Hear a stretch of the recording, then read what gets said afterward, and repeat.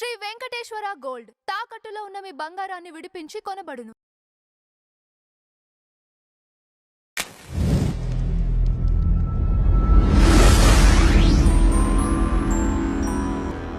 But ఇక్కడ కృష్ణకుమారి గారు కానివ్వండి, లేకపోతే ఎవరైతే ఫెమినిస్టులు అడుగుతున్నది ఏంటంటే, ఇప్పుడు అనసూయ ఎక్కడికైతే వెళ్తుందో, లేకపోతే బయట పబ్లిక్లోకి వస్తుందో, తనేం బిక్నీలు వేసుకొని రావట్లేదు, ప్రాపర్గా డ్రెస్అప్ అయి వస్తుంది.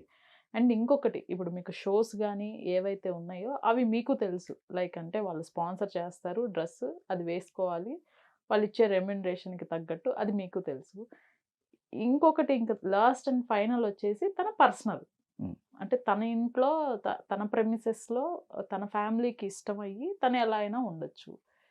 ఇప్పుడు అనసూయని బూచిగా చూపిస్తూ శివాజీని సైడ్ చేసేసి కేవలం ఈ మీరు 3 పాయింట్లు గుర్తు పెట్టుకుని ఒక్కొక్కటి అడగండి, నేను చెప్తాను. ఎందుకంటే మర్చిపోతారు, అన్ని మర్చిపోతారు. ఫస్ట్ పాయింట్ వచ్చేసి, అనసూయ గారు పబ్లిక్ లోకి వచ్చినప్పుడు ప్రాపర్ డ్రెస్అప్ అయ్యి, అంటే శారీస్ తోనే ఎక్కువ చూస్తాం మనం ఆవిడ్ని, ఆవిడేం పబ్లిక్ లోకి వచ్చి బిక్నీలు వేసుకొని తిరగట్లేదు. ఇది ఫస్ట్ క్లియర్ చేస్తాను, మీరు గుర్తుపెట్టుకోండి మిగతా 2 పాయింట్లు. పబ్లిక్ ప్లేస్కి డెఫినేషన్ ఏంటంటే, ఒకప్పుడు ఉన్న డెఫినేషన్ ఇప్పుడు డెఫినేషన్ మారిపోయింది. ఓకే, ఇప్పుడు ఈవిడ సెక్షువల్ హెరాస్మెంట్ కేసు పెట్టింది. మరి ఆవిడ నిజంగా ఎవరన్నా ఆ రకంగా వేధించారా? లేదు కదా. ఆన్లైన్లో చేసినా కూడా అది సెక్షువల్ హెరాస్మెంట్ కిందకే వస్తుంది. ఓకే, ఎందుకని డెఫినేషన్లు మారుతున్నాయి. ఎలా అంటే, ఒకప్పుడు పబ్లిక్ ప్లేస్ ఖైరతాబాద్ జంక్షన్, లేకపోతే ఈ రోడ్డు పంజగుట్ట జంక్షన్. ఇప్పుడు అంతకన్నా పెద్ద పబ్లిక్ ప్లేస్ ఏంటి తెలుసా? అక్కడ మీకు అయితే మహా అయితే ఒక పర్టికులర్ టైంలో ఒక 100 మంది ఉంటారు. మరి ఇన్స్టాగ్రామ్లో, ఆవిడ ఇన్స్టాగ్రామ్లో 1,00,000 మంది ఉండొచ్చు, 10 లక్షల మంది ఉండొచ్చు, ఎంతమంది నాకు తెలియదు, ఉండొచ్చు కదా. This is even bigger public place. మీరు ఒకప్పుడు టికెట్ల కోసం క్యూలో నిల్చునేవాళ్ళు ఒక ప్లేస్, షాపింగ్ కోసం షాపులకి వెళ్ళేవాళ్ళు. ఇప్పుడు షాప్ ఎక్కడుంది? ఆన్లైన్. టికెట్ ఆన్లైన్, మీ సేవ ఈ సేవ అన్నీ online. So public place definition ఏంటంటే, మీరు ఒక ఇన్స్టాగ్రామ్లో పోస్ట్ పబ్లిక్ పెట్టారంటే that is a public place. At least దాంట్లో 18+ అని ఒక ఆప్షన్ ఉంటుంది, అదైనా పెట్టారా? దాంట్లో ఎవరు చూడొచ్చు? ఇండియన్, నాన్ ఇండియన్స్, ఉమెన్, లేకపోతే జెంట్స్, ఇలా అన్ని రకాల ఆప్షన్స్ ఉంటాయి. సో మీరు అందరికీ ఓపెన్గా పెట్టేసినప్పుడు 13+ వాళ్ళకి కూడా, లేకపోతే 15+ వాళ్ళకి కూడా అన్నట్టు కూడా వస్తుంది. So that is a public place. మీరు ఇంట్లో దిగారా? ఇంట్లో చేస్తే ఎవరికి మీరు ఇంట్లో చేసి మాకే ఎట్టా తెలుస్తుంది అసలు? మేమన్నా ఇంట్లో సీక్రెట్ కెమెరాలు పెట్టామా? లేదు కదా. ఇంట్లో చేసింది మీరు ఎప్పుడైతే పబ్లిక్ ప్లేస్ పెట్టారో that is a public thing. First అర్థం చేసుకోవాల్సింది ఏంటంటే, మీరు ఇంట్లో చేసిన ఫోటో తీసుకొచ్చి రోడ్డు మీద అంటించారు. ఇప్పుడు ఆ రోడ్డు మీద ఒక కుక్క వచ్చి పోయొచ్చు, ఒక ఆవు వచ్చి పెంట వేయచ్చు, ఎవరికైనా నచ్చింది వాడి దండ వేయచ్చు, ఒకటి పాలాభిషేకం కూడా చేయొచ్చు. That can happen. ఆ కుక్కను పట్టుకొని చంపేయండి, ఆవు తోక తెరిచేయండి, ఏమైనా చేయలేం కదా. ఇట్స్ అలాగే నువ్వు ఏదైనా సరే నీ ఇంట్లో చేసుకున్నది నీ ఇంట్లో, దానికి ఎవ్వడికి అభ్యంతరం లేదు, ఒక నీ కొడుకుకి తప్ప. నీ కొడుకు చెప్పాడన్నావు కదా, అది కూడా నువ్వే చెప్పుకున్నావు, అది కూడా పబ్లిక్ చేసుకున్నావు నువ్వు, మా అబ్బాయికి ఇబ్బందిగా ఉంది అని చెప్పి. సో అది వాళ్ళకి సంబంధించిన ఇబ్బంది, ఏమన్నా ఉంటే వాళ్ళు చేసుకుంటారు. బట్ మీరు పబ్లిక్లోకి పెట్టినప్పుడు, మీరు ఏది నేను షాపింగ్ మాల్లోకి వచ్చినప్పుడు పద్ధతిగా ఉన్నాను కదా, లేకపోతే రోడ్లో తిరిగేటప్పుడు పద్ధతిగా ఉన్నాను కదా.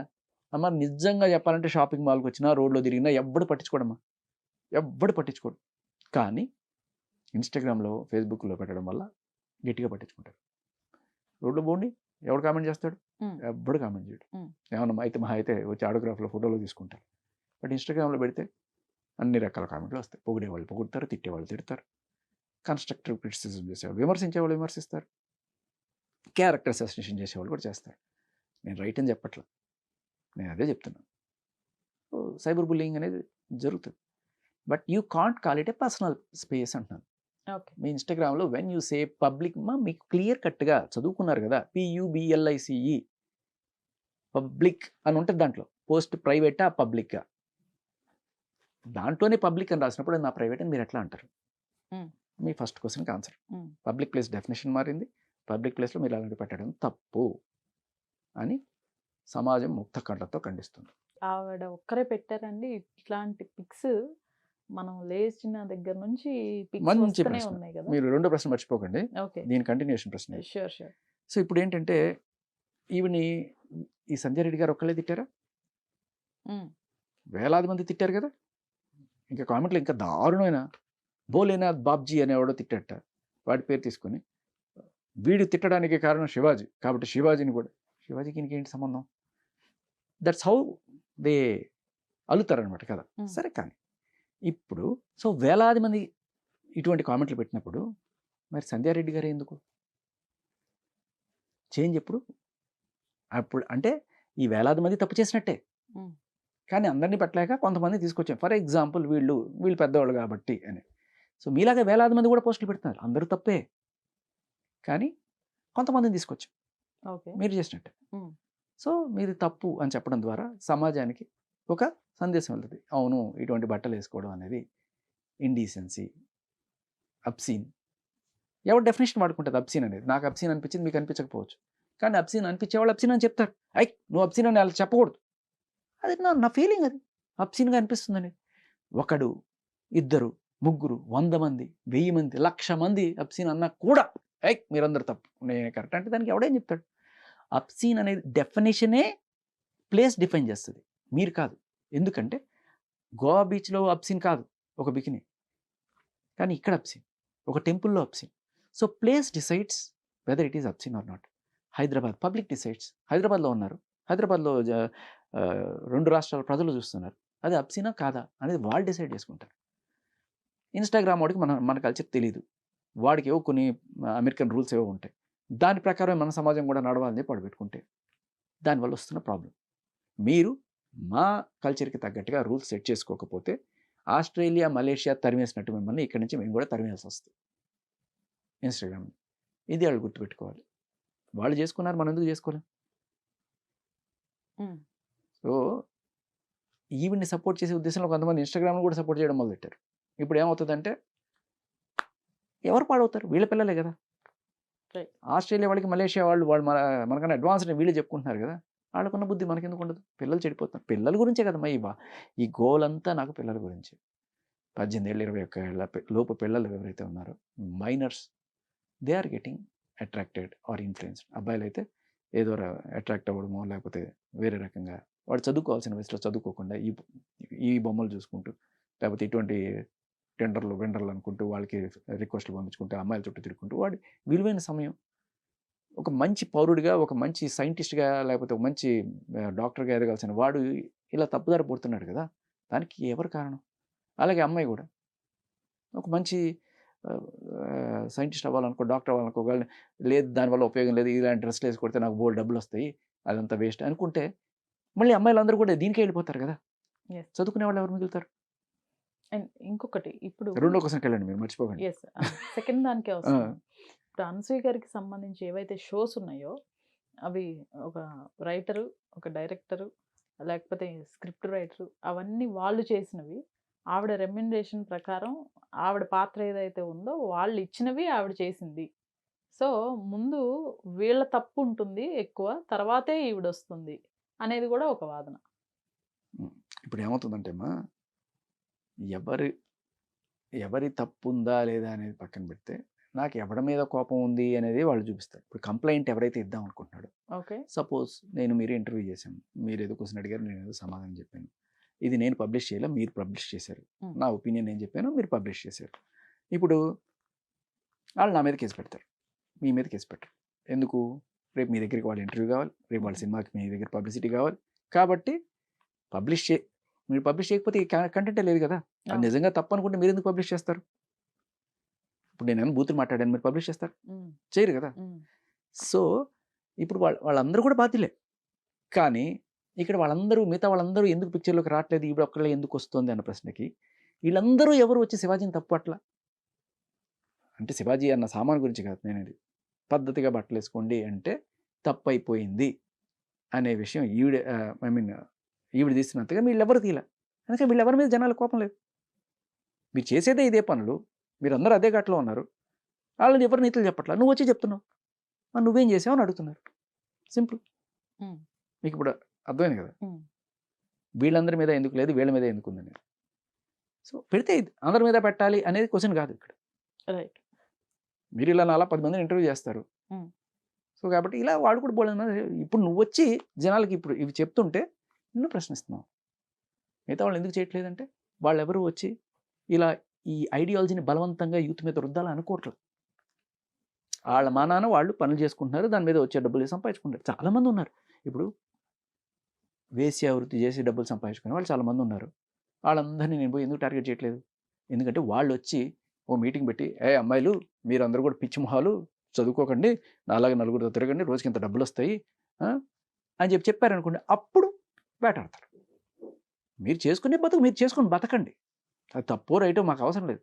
సమాజంలో విలువలు మీరు మార్చడానికి వస్తే అది నా ప్రాబ్లం. 3 లాస్ట్ వన్ వచ్చేసి ఇప్పుడు ఆవిడ వ్యక్తిగతంగా ఆవిడనే కాదు, ఇప్పుడు ఎవరైతే ఉన్నారో ఆడపిల్లలకి సంబంధించి వాళ్ళ ఇంట్లో తల్లి తండ్రి వాళ్ళకి చెప్పుకుంటారు, లైక్ అమ్మ నీ డ్రెస్సింగ్ చూసుకో, లేకపోతే నువ్వు అలా ఉండు, ఇక్కడ టెంపుల్కి వెళ్ళినప్పుడు ఇలా ఉండు, లేదంటే స్పోర్ట్స్కి వెళ్ళినప్పుడు ఇలా ఉండు, స్విమ్మింగ్కి వెళ్ళినప్పుడు ఇదిగో ఈ డ్రెస్ ప్రాపర్గా ఇది ఇది చూస్ చేసుకో అని వాళ్ళ తల్లిదండ్రులు పిల్లలకి చెప్పుకుంటారు ఎవరైనా సరే. అదే పక్కింటి వాళ్ళు లేకపోతే మనకి అవసరం సంబంధం లేని వాళ్ళు తెలియని వాళ్ళు ఒక పర్సన్ వచ్చి మన ఇంట్లో ఆడపిల్లని నీ సామాన్లు జాగ్రత్తగా ఉండాలంటే బట్టలు సరిగ్గా వేసుకో అంటే ఒప్పుకుంటామా? ఒప్పుకోను, ఖచ్చితంగా ఒప్పుకోను. సామాన్లు అనుకుండా వేరే రకంగా అమ్మ బట్టలు పద్ధతిగా వేసుకో అని చెప్తే ఒప్పుకుంటారా? ఒప్పుకోరా? తప్పకుండా. బట్టలు సరిగ్గా వేసుకోవద్దు అంటే కొడతాం అంతే, మనలాంటి వాళ్ళు అంతే. బట్ ఇట్లాంటి ఇంప్రాపర్ వర్డ్స్ అనేవి యూజ్ చేయకూడదు కదా. అది అది అది నేను అసలు ఎప్పుడు సంబంధించి ఆవిడ దానికి శివాజీ క్షమాపణ చెప్పిన తర్వాత ఆయన చెప్పాడు, నౌ ద గేమ్ ఈజ్ నేను దీనికి క్షమాపణ చెప్తున్నాను, కానీ నేను చెప్పిన భావం ఇది, దీనికి నేను కట్టుబడి ఉన్నానంటే అప్పుడు అవునా మా డ్రెస్సుల గురించి ఎవరు మాట్లాడడానికి అని మొదలెట్టారు. ఓకే, సో దానికి మనం సమాధానం చెప్పాలి. రైట్. సో ఇకపోతే అమ్మ నాన్న చెప్తారు కదా, చెప్పరమ్మా, నాన్న చెప్పడు. అండ్ మీరు చెప్పాలి, మీరు ఆడపిల్ల కాబట్టి మీరే చెప్పాలి. నాన్నలు కొంత ఇబ్బందిగానే ఫీల్ అవుతారు, ఏమన్నా ఉంటే అమ్మే చెప్తుంది జనరల్గా, అవునా కదా? నాన్న ఇటువంటి కాన్వర్జేషన్ స్టార్ట్ చేయడానికి కూడా అమ్మలు కూడా ఎంతవరకు చెప్తారమ్మా? కొంతవరకే చెప్తారు. అంతకు మించి గట్టిగా చెప్తే కూడా వీళ్ళ యూత్ ఎలా రియాక్ట్ అవుతారో. మొత్తానికి అసలు మనం ఫ్రెండ్లీగా ఉంటేనే కాస్త ఇది అవుతుంది, కొంచెం మెల్లగా చెప్తూ తీసుకెళ్ళాలి, ఇదే ఏదో అందరూ కూడా అంత ఓపెన్గా డిస్కస్ చేయరు, తల్లులు కూడా, నేను చెప్తున్నాను కదా. కానీ వీళ్ళిద్దరూ నిజంగా కోరుకునేది ఏం చెప్తారు, వీళ్ళు నేర్చుకోవాలనుకుంటారు. నేను తెలిసిన ఒక ఎగ్జాంపుల్ చెప్తాను మీకు. కేరళ ఫైల్సా ఇదే ఒక సినిమా వచ్చింది, కేరళ ఫైల్సే కదా అది, అమ్మాయిల మీద కాశ్మీర్ ఫైల్స్ కాదు, కేరళకి సంబంధించి ఒక కేరళ ఫైల్స్ వచ్చింది. దాంట్లో ఆ సినిమా వచ్చిన తర్వాత ఆడపిల్లలు ఎంత దారుణంగా వాళ్ళని ఇది చేస్తున్నారో, లవ్ జిహాద్ అని ఇంకా వాళ్ళని రకరకాలుగా దింపి మీరేదో నిజంగా వాళ్ళు లవ్ చేస్తున్నారు అనుకుంటారు, కాదు వాడి ఇంటెన్షన్ ఇది ఉంటుంది అని చెప్పి ఏదో ఇవన్నీ చెప్పుకుంటూ ఒక చేసినప్పుడు చాలామంది తల్లిదండ్రులు ఇది డైరెక్ట్గా చెప్పలేరు పిల్లలకి. ఇది చెప్పాలనుకున్న వాళ్ళు ఏంటంటే, అమ్మ ఈ సినిమా చూడు, కొంత అటువంటి కంటెంట్ ఉన్నా కూడా నువ్వు చూడు, ఎందుకంటే కొంత జ్ఞానం వస్తుంది నీకు. ఇటువంటి పిల్లలు డైరెక్ట్గా ఒక తండ్రి నేను చెప్పలేను, ఓ తల్లి అయినా సరే డైరెక్ట్గా చెప్పాలి, ఇది చూడమ్మా, కొంచెం అది ఉన్నా కూడా అనుకుంటారు. పాయింట్ నెంబర్ 1, వీళ్ళు పిల్లలకి చెప్పాలనుకుంటారు కానీ డైరెక్ట్గా చెప్పే ఒక ఎంబరాసింగ్ సిచ్యువేషన్ వస్తుందని చెప్పకుండా మీరు నేను చేసిన ఇంటర్వ్యూ కూడా చూపిస్తారు. మీకు తెలుసా, చాలామంది ఇంటర్వ్యూస్ చూసి తెలుసుకో లేదు అనసూయ అలాంటి బట్టలు వేసుకుందాం వల్ల అప్పుడు కిందకు వచ్చిన కామెంట్లు చూడు, రేపు నువ్వు బయటికి వెళ్తే నేను కూడా జనాలు ఇలా అనుకునే అవకాశం లేదా? ఒకళ్ళు కాదు ఇద్దరు కాదు కదా, ఒక్కడైనా సరిగ్గా అన్నాడా? వందల మంది, వేల మంది, లక్షల మంది ఇలా అనుకున్న తర్వాత కూడా నువ్వు ఇది రైట్ అనుకుంటావా? వాళ్ళు డైరెక్ట్గా చెప్పరు, మీరు చూడండి అమ్మా, ఇది చూసి నేర్చుకోండి, ఇంటర్వ్యూస్ నేర్చుకోండి అని చెప్పి వాళ్ళు అలా వదిలేస్తారు. మీరు తల్లి కాబట్టి మీరే చెప్పాలి. ఇక తల్లి లేని పిల్లలు అంటారా, తండ్రే ఉన్నాడు, కూతురు ఉంది, చెప్పుకోలేరు చాలాసార్లు. ఇటువంటి ఇంటర్వ్యూ చూసి నేర్చుకోమను, లేకపోతే ఒక మంచి సినిమా వచ్చింది, ఈ సినిమాలో కొంచెం విలువలని చూపిస్తే కాస్త నేర్చుకుంటుంది.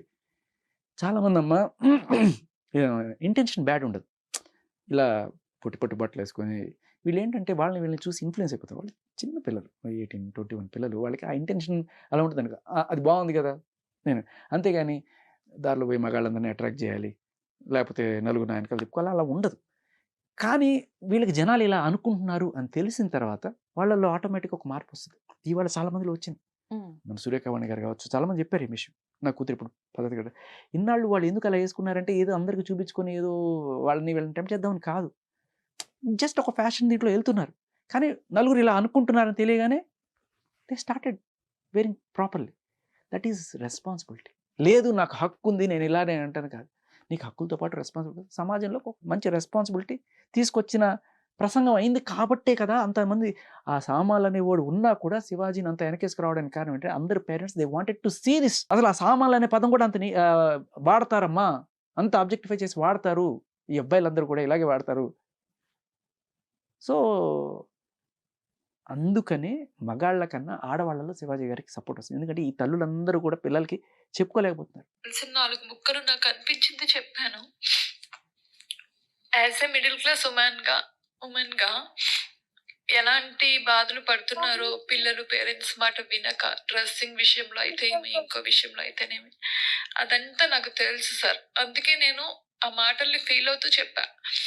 దాన్ని చాలా మంది షేర్ చేసుకొని, డౌన్లోడ్ చేసుకొని, స్టేటస్లు పెట్టుకొని, మీలాంటి అక్క ఉండాలి, మీలాంటి కూతురు ఉండాలని ఎంత మంచి కామెంట్స్ వచ్చాయి సార్. అది జీర్ణించుకోలేని కొంతమంది, చెప్పాలంటే చిన్మయి లాంటి వాళ్ళు, చిన్మయి శ్రీపాద, ఆవిడ పేరు కూడా నేను ఆ వీడియోలో తీయలేదు సార్. నేను ఆవిడ గురించి కూడా మాట్లాడలా. నేను నా వైరల్ అయిన వీడియోలో నేను జనరల్ గా చెప్పాను డ్రెస్సింగ్ గురించి. సో బేసికలీ మీకు ఎందుకు చెప్తానంటే వీళ్ళ ఐడియాలజీ బలవంతంగా రుద్దాలి జనాల మీద. ఇలా వద్దని మహిళలే కోరుకుంటున్నారు.